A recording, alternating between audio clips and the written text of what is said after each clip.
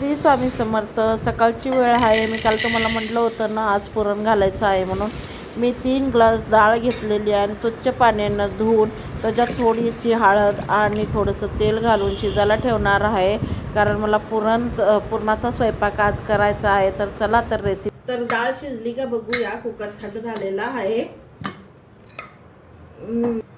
तर पाणी काढून घेते. तर हे पाणी काढून घेतलेलं आहे. चला आता आमटीची तयारी करूया. पहिले मसाला तयार करून घेते. आता मसाला तयार करून घेऊया. थोडा घेतलेला आहे खोबरा भाजून सगळं ठेवलेलं होतं. पहिले खोबरा वाटून घेते, म्हणजे कांदा वाटला जातो. खोबरा वाटला गेलेला आहे. आता घालून घेऊया.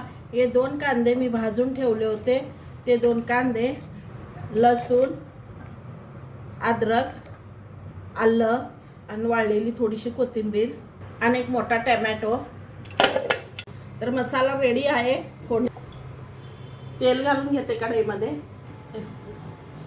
तेल गरम झालेलं आहे. मोहरी घालून घेते, जिरा, वाटून घेतलेला मसाला आणि 2-3 सुक्या मिरच्या. मसाला घालून घेतलाय. याला फ्राय करून घेते. मसाला चांगला वाफलून घेते तेलामध्ये.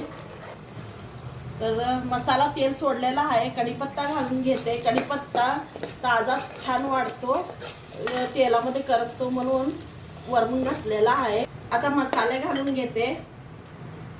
कांदा लसूण मसाला, लाल तिखट, धनिया पावडर तुमच्या आवडीनुसार, हळद, मसाले तुमच्या आवडीनुसार. हळद घातली, चवीनुसार मीठ.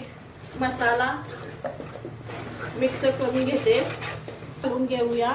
आपण जे डाळीचं पाणी काढलं होतं ते डाळीचं पाणी.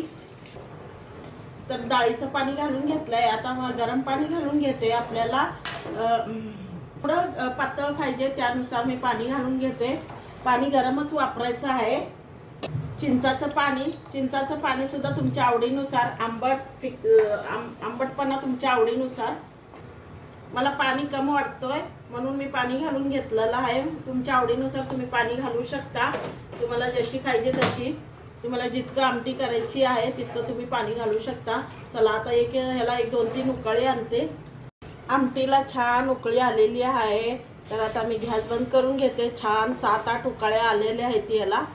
चला तर मग आता बंद करून घेते. बघा आमटीला किती छान कट आलेला आहे. हे आमटीला येळवणीची आमटी म्हणतात. पुरणाची जी पाण्याची करतात. तर तुम्ही कशा प्रकारे करता तर भेटूया एक नवीन रेसिपी.